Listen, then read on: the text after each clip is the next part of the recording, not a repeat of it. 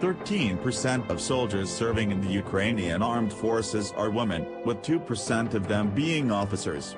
Ukrainian women have served in the military since the Soviet times, and there are some that serve in combat units today. Brazil has one of the most biggest armies in the world, and women are serving in the Brazilian military since the 1980s. The Brazilian army became the first army in South America to accept women into their ranks. It is sort of rare to see women soldiers in Serbia, as there are not that many of them. With that being said, women can serve in the military, but they are severely limited in the jobs which they can perform, and cannot serve in combat. Women have been allowed to enlist in the French armed forces since 1939, which was a very long time ago. They were given equal status with men in 1972, and can now do nearly anything they wish to except for combat. The Turkish army has accepted women into its ranks for many years now. Women can even serve as officers, and the first female military pilot was even a Turk. This reflects really well on Turkish society. The Czech Republic has allowed women to serve as soldiers in the military for many years now. Women make up about 11% of the armed forces, and can even serve in combat if they wish. Pakistan is one of the only Islamic countries that allows women to serve in the ranks of its armed forces.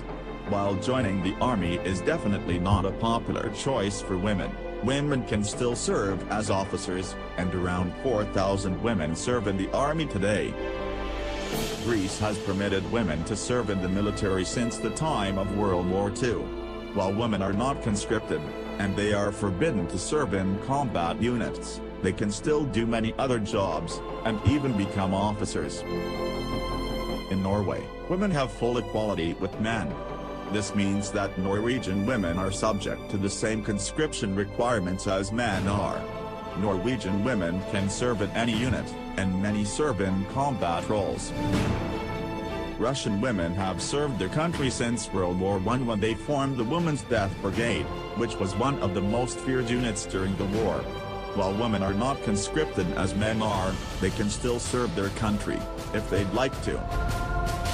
Australian women have been serving in the army since 1899, when they started to serve as nurses. Times have changed a bit since then, and now women can serve in nearly any unit that they'd like to, with the exception of several combat roles. The Australian military is one of the most integrated ones in the world. Women have served in the American Armed Forces since the Revolutionary War. Nowadays things have changed slightly, and women can perform nearly all of the same jobs as men, with the exception of certain combat and special forces roles. Women make up around 15% of the American military. The Canadians have always been pretty progressive when it came to allowing women to serve in the army. Women have been serving in the armed forces of Canada since World War I, when they were limited to non-combat roles. In 1982, things changed, and now women can serve in any role that they'd like to. Women have been serving in the armed forces of the United Kingdom since 1692, in the Royal Navy. In 1902, women began serving in more roles, and nowadays women can serve in nearly all units with the exception of several combat and special forces units. Women in Poland first started serving their country during the time of World War I, when many Polish women enlisted in the Home Army. Things have changed a bit since then, and now women with certain qualifications are subject to conscription. Women have been permitted to join the Swedish Army since 1924. That was a long time ago, and now women are permitted to do nearly any job that men can do. Women are not subject to conscription though, and must volunteer to serve. Next on the list, women have been serving in the Finnish army since 1995. They serve under the same conditions as men, which makes the Finnish armed forces one of the most progressive militaries in the world. Women have been serving in the Irish Army since 1979, and are permitted to serve in any role, including combat and special forces roles. Women have full equality with men in the Irish Armed Forces. Another Scandinavian country, Denmark has allowed women to serve in the military for a really long time. Women can serve in combat, in infantry roles, and are permitted to attend the military academies to become officers. Women have served in the German army since its creation in 1955. That was a very long time ago, and now, women serve with full equality as men, and can serve in certain combat roles, and as Air Force pilots. Israeli women have served their country ever since the fight for statehood began.